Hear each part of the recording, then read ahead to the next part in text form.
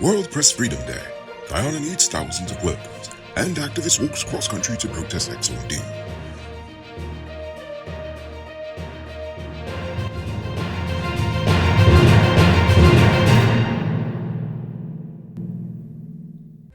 I'm Rico Beaufort, and this is Uncut News. Do you see what's happening? Send us a tip on WhatsApp at 592-659-6151.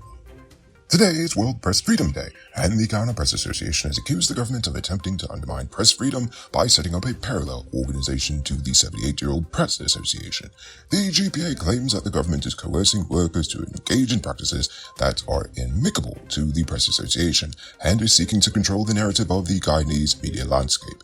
The government has denied the allegations and affirmed its commitment to press freedom, while the opposition has called on Guyanese to reject the government's alleged plot and stand up for press freedom and other freedoms of expression, conscience, and association. The Guyanese government plans to build 6 modern regional hospitals, including a $6.6 billion Level 4 hospital in Bath Settlement, West Coast Release, to improve healthcare infrastructure.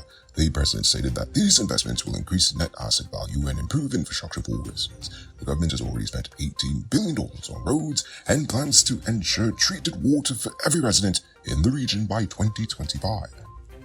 The president is currently leading a delegation to the United Kingdom to attend the coronation of the new king, Charles, which will be held on Saturday. The president left Guyana this morning. The coronation ceremony will take place at Westminster Abbey in London and will be conducted by the Archbishop of Canterbury. King Charles III will be crowned alongside the Queen Consort. Sadly, I have to call Camilla that. Anyway, while in the UK, the president will also hold meetings with global leaders. The government has rolled out the third dialysis treatment initiative payout for 2023, with 105 hemodialysis patients receiving checks valued at $600,000 each to subsidize their treatment expenses. The administration has allocated $863 million in this year's budget to support those in need of medical treatment. Patients requiring dialysis support can contact the ministry's medical treatment department for more information on how they can receive financial assistance. Apparently, our labor force is in need of over 2,200 workers, with many leaving their jobs to join the oil and gas sector, resulting in a shortage of workers in other sectors such as construction. The nation is short of 2,000 welders and fabricators, and many contractors are unable to find their projects on time due to a lack of skilled personnel. The government has launched a part-time jobs initiative to address labor shortages and supplement household income for families. A 24-year-old pork knocker was stabbed to death by a colleague at Jawbone Baghdad Region 1. The suspect, a 27-year-old man, was arrested and admitted to his involvement in the murder. The victim and the suspect had an intimate relationship with a teenager who supposedly slept with the victim in his hammock, leading to a misunderstanding in the stabbing. An investigation is ongoing. Omar Ali died of a heart attack and a ruptured blood vessel, according to a post-mortem examination conducted by the police force. Ali was found dead in a room at the Kwamina guest house over the weekend, where he had been having an extramarital affair with his neighbor. The neighbor claimed that Ali collapsed and died after they did the deed and went into hiding after his death. His body has been handed over to his family for burial. Keep your truck running smoothly this rainy season with high-quality parts from Powered Automotive. They stock parts from all the top brands, including Freightliner, DAF, International, and all models of Cummins engines. Visit them at Lot 491 EE Eccles, or call or WhatsApp them on telephone number 697-0171. Save big on truck parts at Powered Automotive, the #1 heavy-duty truck parts store in Guyana. Tired of waiting on hold, tracking down a delivery driver, or carrying cash for your food orders? GT Eat is here to make your life easier. Guyana's first cashless food ordering and delivery app. Choose from Georgetown's top restaurants, pay securely with your card, and get your food delivered right to your doorstep. With the convenience of being able to order from your phone and the added feature of tracking your order, GT Eats is the ultimate solution for all your food needs. Download the app on Apple and Android stores and start ordering the easy way today. Real estate agents across the nation have been given 2 weeks to submit recommendations for the Real Estate Bill 2023, which aims to ensure compliance with anti-money laundering and countering terrorism financing regulations.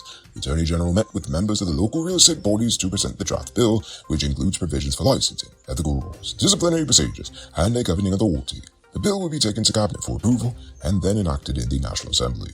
The real estate sector has been identified as a high-risk area for money laundering and terrorism financing. Now for today's oil update. Activist raid daggers will embark on a walk across Guyana to protest the oil contract signed between the government and ExxonMobil in 2016. Daggers will walk from Crabwood Creek in Berbice to Demerara, Georgetown, and then to the end of the Essequibo coast in Charity. He will walk 26 miles each day and is urging citizens to join him. Glenn Law, publisher of Kaito News, will also join the walk and has committed to walking 5 miles each day. The walk will be live streamed on Facebook and Kaito News and radio Facebook pages. The 65-year-old Daggers will begin his walk tomorrow morning at 9 a.m. The High Court has ordered Exxon to provide an unlimited liability parent company guarantee and environmental liability insurance within 30 days after finding that both Exxon and the EPA breached their obligations under the reviewed environmental permit.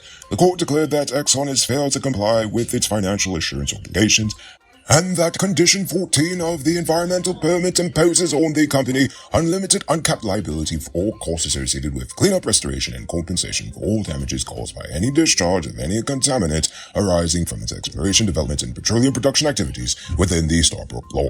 And finally, SBM Offshore has signed a contract to operate and maintain 4 FPSO vessels for ExxonMobil's Ghana operations. The operations and maintenance enabling agreements were signed with Exxon for a period of 10 years up to 2033. SBM Offshore has secured multiple contracts over the years for Exxon's Guyana operations, which includes the 4 aforementioned FPSOs. The estimated impact on the revenue backlog is around $3 billion based on various operating and maintenance assumptions. There's no better way to show your appreciation than with flowers from Shanice's Flowerland. We have a wide selection of beautiful flowers to choose from, including roses, sunflowers, and stunning desk arrangements, starting as low as $6,000. Our gifts are sure to brighten up any workplace and put a smile on anyone's face. With convenient payment options like PayPal, MMG, and Cash App, ordering from us is quick and easy. It's as simple as contacting us on Facebook, Instagram, or WhatsApp at 645-1189. Come visit us at Shanice's Flowerland at the Movietown Mall and let us help you say thank you in the most beautiful way. Robbery season might be over, but the streets are still mean. That's why you need to get security for your home or business with Sheriff Security. Sheriff Security has well-trained guards, armed and unarmed patrol, marine patrol, canine services. They speed even our drones. Why? Because your security is their highest priority. You've seen the rest. Now hire the best. Hire Sheriff Security Service today. Now for our Uncut News, Views Poll Question of the Day. Every day we pose a question about current events in Ghana, the region, the diaspora, and how you feel it placed was. Last night I asked, how do you feel about the opposition leaders' plans to tackle racism? But before we get to that, I'm proud to announce our latest addition to the Noble Army, Richard Singh, who is supporting us at the reporter level, the highest level of monthly support we've received so far. So thank you, Richard Singh. And also, a special thank you to David Griffith, Dion Nascimento, Project Zero, and Dimitri V. I appreciate you all. And if you're watching at home and you'd like to support our movement, just hit the link in the video description. Dopamine says, private working environments, especially the well-established ones, should pay more attention to this racist incidents, which do occur but tend to be brushed off. It's a normal thing to be passive-aggressive, racist, etc. in the workplace.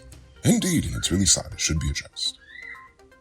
And finally, Everett Lawrence says the opposition's plans about stemming racism is not bad. Soon we're going to be dealing with classism.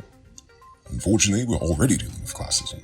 Before we get to tonight's question, you'll have to forgive me for all the noise. I'm not doing the recording where I usually would, but thanks for watching anyway. So, now for tonight's question. Today is World Press Freedom Day. How do you feel about the state of journalism in Ghana? Is it under attack? Is it underdeveloped? Or is it just fine? I want you to think about that question. Tell us in the comments below. If your response is good enough, we just might feature it in our next episode. Anyway, that's all the time we have for tonight, and 6 tomorrow for another. Until then, I'm Rico Wolford saying good night, folks.